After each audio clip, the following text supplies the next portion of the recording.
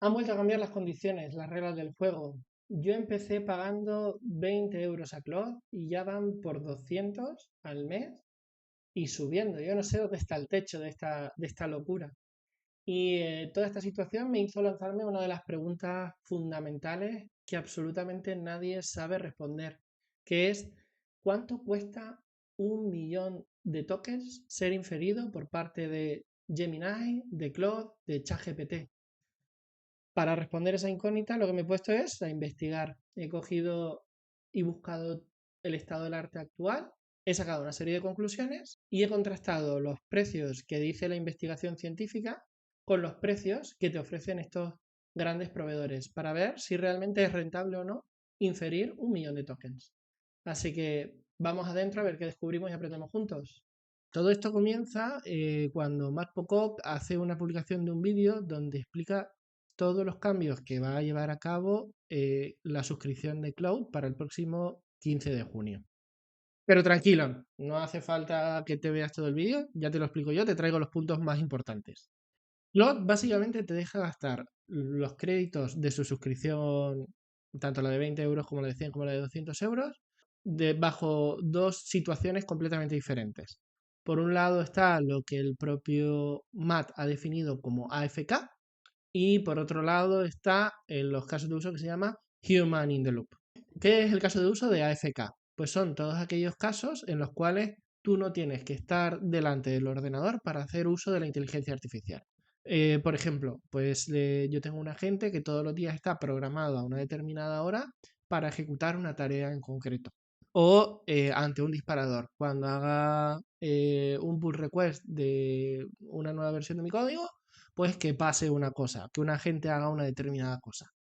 Básicamente es el caso en el que tú no tienes que estar delante del ordenador para darle feedback al agente para resolver una tarea en concreta. Va end-to-end. Y por otro lado está lo que describe como Human in the Loop, que es lo que todos conocemos como un asistente conversacional. Es decir, la forma de trabajar con la IA es, yo te doy una instrucción, tú me das una respuesta a esa instrucción, te digo que la mejores, que la cambies, que iteres, y esa es la forma que yo tengo de interactuar con la IA. Dentro de esa última categoría entraría lo que llamaríamos los IDEs de código, como Cloud Code o Cloud AI. ¿Vale? Al final tú tienes una interfaz, vas pidiéndole cosas, vas haciendo cosas. ¿Dónde está el origen de la polémica? Pues que el próximo 15 de junio Cloud introduce un cambio en cómo se usa la suscripción. Hasta este momento tú podías usarlo como tú quisieras, tanto para los casos de AFK como los casos de Human in the Loop, te valía exactamente igual. Tú gastabas tus tokens en lo que te diera la gana.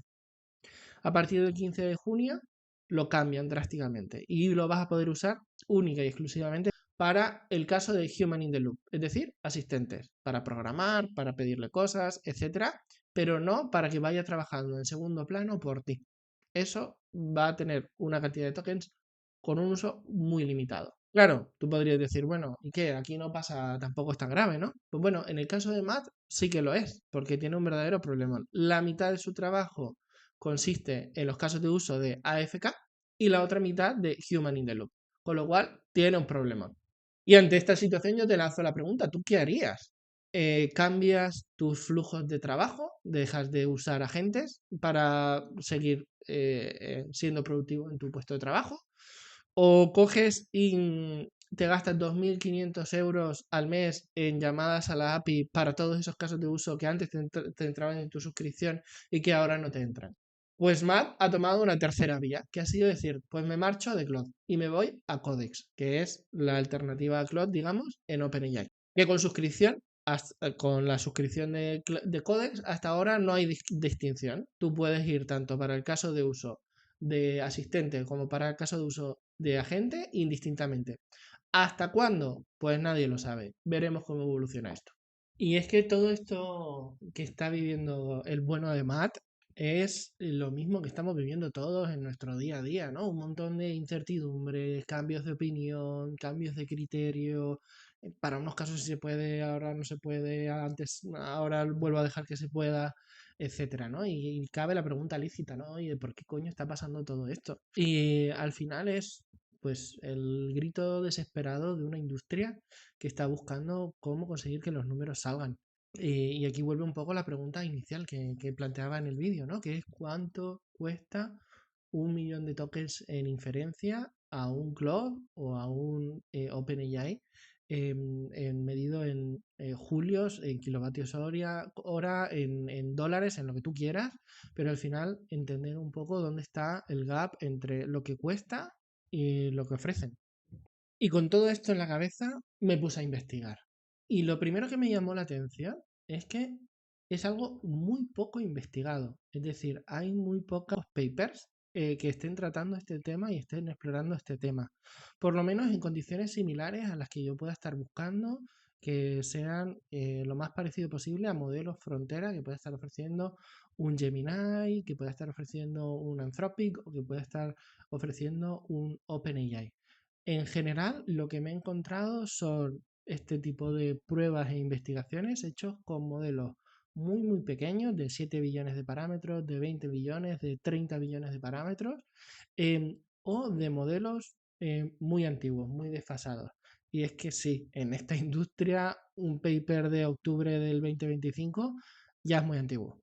Y es que escarbando y escarbando entre toda esta marabunta de papers, el más interesante que encontré es este que os pongo por aquí, que se llama Token Power Bench, que es hecho por la Universidad de Texas, que lo que mide básicamente no es ni la inteligencia del modelo, ni la capacidad de respuesta, ni el número de tokens por segundo, ni nada por el estilo, sino lo que está midiendo es su eficiencia energética. Han creado un nuevo benchmark que lo que permita sea medir la eficiencia energética de los modelos. Yendo a los aspectos más interesantes de este paper, básicamente en lo que consiste el experimento que han hecho ha sido coger 4 modelos de 4 proveedores diferentes, de 4 tamaños diferentes, y les han hecho gastar inferencias. Le han dado un dataset y les han pedido que hagan inferencias sobre esos datos. Y después lo que simplemente han hecho es medir cuánta energía han consumido en hacer ese proceso de inferencia. De este paper, el que más nos interesa es el de llama de 400, el llama 3 de 405 billones de parámetros.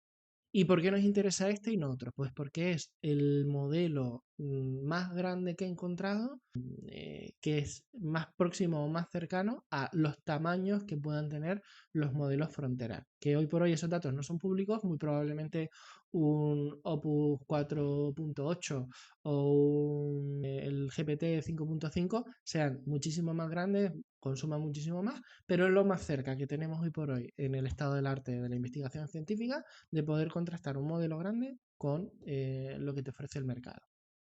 Pues de todo este estudio, que es súper interesante, os recomiendo que le echéis un vistazo. Lo que más nos interesa es esta grafiquita que vemos aquí, ¿vale? En esta gráfica, básicamente lo que han hecho es coger este modelo Llama 3 de 405 billones de parámetros, darle la data para que haga la inferencia y medir el consumo energético por token. En este caso la unidad son julios. Y básicamente lo que han hecho es entregarle esa data bajo diferentes condiciones o diferentes situaciones. Una carga estándar, una con alta concurrencia, otra con alto throughput, con diferentes formas de entregarle los datos, de 8 bits, 16 bits, etc. Pero lo que más nos interesa de todo esto, las cifras oscilan entre los 123 julios por token y los 219 julios por token. Si hacemos la media entre ambos números, 171 julios por token. Por fin, ya tenemos una métrica, un modelo grande de 405 billones de parámetros ejecutados en las H100 consume 171 julios por token. Ahora, con este dato, con esos 171 julios, que se nos tiene que dar a todos en la cabeza, tenemos la baseline y podemos responder a la pregunta inicial, que es ¿cuánto cuesta 1 millón de tokens de inferencia? Pues 171 millones de julios. Ok, y eso convertido a un data center en Ohio, con la eficiencia energética que tenga un data center en Ohio, ¿cuánto dinero es? Pues esto, sin marearos mucho con los cálculos, acaba siendo unos $8,66 por cada millón de tokens. Ya tenemos la cifra de cuánto dinero cuesta ejecutar este modelo en el hardware que conocemos para 1 millón de tokens. $8,66. Y ahora lo que vamos a hacer es ver a cuánto te están vendiendo esta inferencia, estos precios de inferencia en los grandes hiperescalares. En este caso he encontrado este mismo modelo que lo provee Amazon Bedrock y, oh sorpresa, este modelo consumido vía API a través de Bedrock te cuesta $2,4 por millón de tokens. ¿Cómo te quedas? $2,4 es lo que te cobra Amazon y 8,66 es lo que les cuesta a ellos ejecutar este modelo en su hardware. Está subvencionado un 73%. ¿Cómo te quedas? Ojiplático, un 73%. Pierden dinero cada vez que ejecutas tú un modelo. Pero no poco. Un 73%. Probablemente tú estés pensando, oye, pero es que llama de 405 billones de parámetros no es ni el modelo más grande, ni el modelo más nuevo. Y hay muchas diferencias con los modelos fronteras, pero la realidad es que es el único estudio, después de pegarme un buen rato investigando, el único paper de una universidad que sea un centro independiente respecto de la propia información que te puedan dar los grandes proveedores, que se ha dedicado a medir la eficiencia energética de este tipo de modelos y cumple con algunas de las condiciones, que es que por lo menos que sea un modelo grande y relativamente nuevo. Si este es el escenario de este tipo de modelos, yo no me quiero imaginar cuánto le pueda estar costando a OpenAI o a Anthropic la inferencia de modelos frontera. Todavía estoy flipando, un 73%, es una locura. Es una barbaridad. Y con todo este escenario, con toda esta foto, ¿no?, que acabamos de retratar un poco de la distancia que hay entre los costes que te ofrece un proveedor y la realidad de lo que le está costando a ellos, podemos hacernos la pregunta de ¿y cómo nos impacta a nosotros? Volviendo al caso de Matt, es muy fácil de entender, ¿no? Pues al final, Matt, en este caso, debido al cambio de política de precios de Claude, se ve obligado a cambiar de proveedor, se va a Codex. Y bueno, en el caso de Matt, por suerte él es solo un individuo y lo vive hasta con cierta ilusión ese cambio de herramienta. Pero ¿qué ocurre cuando esto ocurre en una empresa? ¿Qué pasa cuando ya no es solamente una persona la que tiene que aprender nuevas herramientas, sino que de repente esto impacta a una organización mucho más compleja? Pues bajemos esto a tierra. Hay varios casos de uso donde la utilización de agentes de inteligencia artificial está aportando un valor brutal. Voy a poner 3 ejemplos de otros muchísimos que hay. Por un lado, tiene muchísimo sentido, muchísimo aporte de valor en el mundo de la atención al cliente, de tickets, soporte, etc. El otro caso de uso es la consultoría estratégica tradicional. Y el tercer caso de uso, donde se está viendo que tiene un impacto muy potente en la eficiencia, es en el mundo de la asesoría laboral, fiscal y contable. Si os parece bien, vamos a desgranar, vamos a ir de lleno a este último caso que os comentaba y vamos a ver numeritos.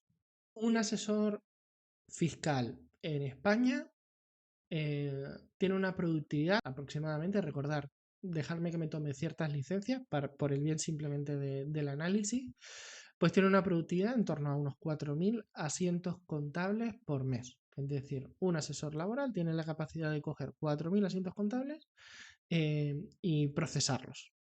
Este mismo asesor fiscal tiene un coste aproximado para la compañía de en torno a los 4.000 euros mes. Como todo en esta vida, hay diferentes niveles de seniority, etcétera, pero es un número redondo y representativo de cuánto podría costar un asesor fiscal en España. Con estos dos valores, 4.000 asientos contables por mes de productividad, con un coste para la compañía de 4.000 euros mes, podemos decir que 100 asientos contables cuestan unos 100 euros, aprox. A continuación, os enseño en pantalla cuánto cuesta ejecutar esos mismos 100 asientos contables por un agente de inteligencia artificial. uno o varios en este caso, porque es un proceso complejo, pues cuesta en torno a $11,92 por esos 100 asientos contables. Son capturas de un cliente que hemos implantado. Pues cuando tú comparas ambas cifras, te das cuenta de que hay un incentivo muy, muy potente en el mercado por una cuestión de eficiencia de costes para implementar todos estos agentes. Estás comparando $11,92 por 100 asientos contables versus $100 por ese mismo trabajo ejecutado por un asesor fiscal. Es por esto que estamos viendo cómo salen de debajo de las piedras pues toda esta nueva industria de automatización de procesos donde un claro segmento está siendo el mundo de la asesoría. Ahora, ¿qué pasa cuando comparamos y contrastamos las cifras que hemos dicho antes con esa inferencia subvencionada con la inferencia no subvencionada? Pues que pasamos de un coste de $11,92 por esos 100 asientos contables a un coste de diferencia de $43,01. Pasamos de ahorrarnos un 88% a solo, entre muchas comillas, ahorrarnos un 56%. Y cualquiera que pueda estar viendo esto puede estar pensando, bueno, ¿y qué? Se sigue ahorrando un montón. Y es un pensamiento lícito. Pero ampliemos un poco más nuestra visión. Hagamos una reflexión un poco más compleja y una mirada más amplia de lo que sucede realmente en las compañías. Esto que os estoy enseñando aquí ahora es un ejemplo de todos los agentes de inteligencia artificial que han implantado este cliente que os comentaba para hacer eficientes sus operaciones. Y la forma en que lo planteamos en su momento, cuando estábamos analizando su caso, fue definir todos los casos de uso y poner dos columnas con dos notas bien diferentes. Por un lado, poner una nota del 1 al 10 en el impacto que tiene en el negocio, el impacto entendido como eficiencia operativa, posibilidad de conseguir nuevo negocio, mejora de satisfacción del trabajador, etcétera. Y después, por otro lado, está la dificultad a la hora de implementar ese mismo caso de uso.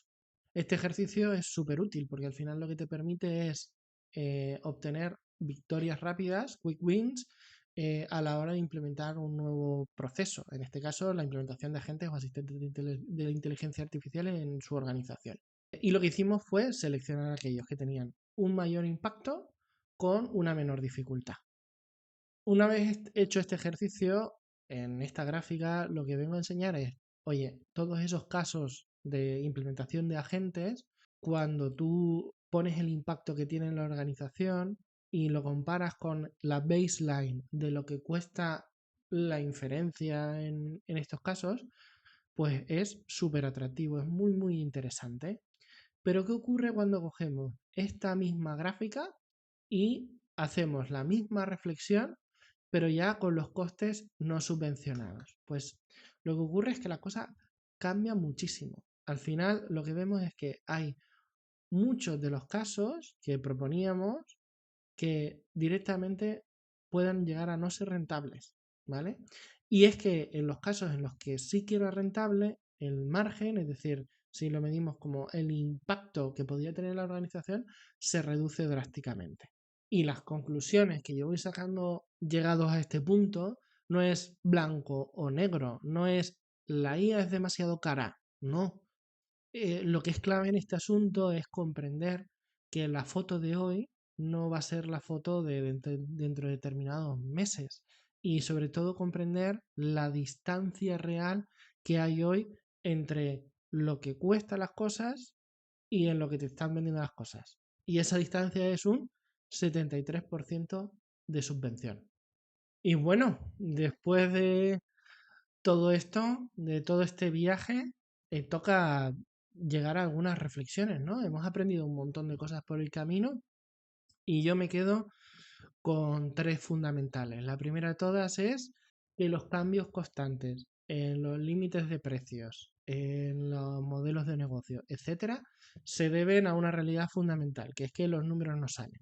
El segundo aprendizaje con el que me quedo es que tenemos una medida orientativa de por cuánto nos salen los números. Y es un 73% que está hoy por hoy subvencionando la industria. Y el tercero, que también es súper importante, es que cómo afecta esta realidad a las organizaciones. Y es que la realidad es que lo que hoy es rentable, probablemente mañana no lo sea, o si lo es, lo va a ser por mucho menos. Y ahora vienen un poco las preguntas claves que todos nos hacemos, ¿no? Oye, ¿es esperable que vaya a haber más subidas de precio en un futuro por parte de Claude o OpenAI o Gemini? Y la otra gran incógnita es, con todo este contexto, cómo puedo tomar buenas decisiones dentro de mi empresa. Y respondiendo a la primera de las preguntas, definitivamente sí, es esperable que haya subidas de precio por parte de los proveedores buscando esa rentabilidad. La agresividad en esta subida de los precios va a depender de factores externos. Principalmente yo achaco que uno de los hitos más importantes va a ser la entrada en bolsa tanto de Anthropic como de OpenAI.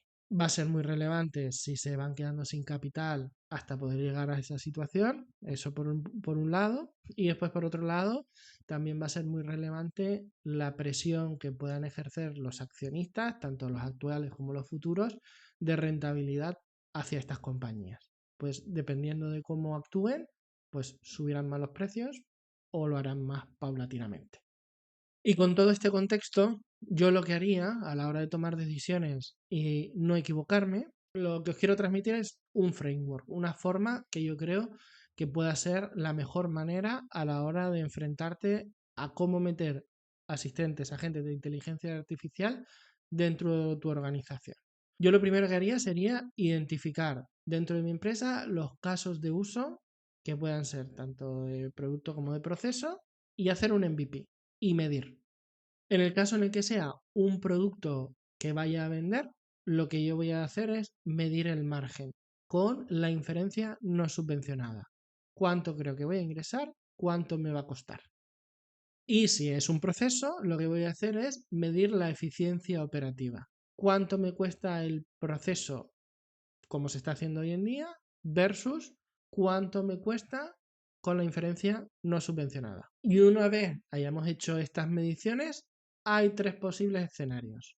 Que salga por mucho las cifras, es decir, que sea muy rentable, con lo cual ahí la decisión es clara, no pienses mucho, ejecútalo y aprovéchate de la subvención del mercado. El otro escenario posible es que los números salgan, pero por muy poco, es decir, que salga rentable el proceso, pero no con unos márgenes excepcionales. Entonces ahí tendremos que ir hacia la optimización. Lo que buscaremos serán modelos más baratos, eficiencia a la hora de hacer los prompts, los agentes, etcétera, con el objetivo de que sea lo más rentable posible. Y la última situación es pues que los números pues no salgan. Entonces, en ese caso yo lo que te diría es que no pierdas el tiempo, lo dejes en la nevera y esperes a que evolucione el estado del arte, de tal forma que en un futuro, previsiblemente, con mayor tecnología o tecnologías más eficientes, estos procesos pues puedan ser mucho más rentables. Y esto es un poco todo. Espero que en el vídeo os haya resultado verdaderamente útil. Yo lo he hecho con muchísimo cariño. Para mí ha sido un auténtico placer compartir todos estos aprendizajes con vosotros y estoy deseando conocer más de vuestros escenarios, de ver cómo estáis planteando la implementación de agentes, asistentes de inteligencia artificial y si en un futuro incluso estáis aplicando este framework que os he definido a la hora de tomar decisiones dentro de vuestras organizaciones. Os deseo lo mejor, muchísimas gracias por haberme escuchado un rato y nos vemos en futuros vídeos. Hasta luego.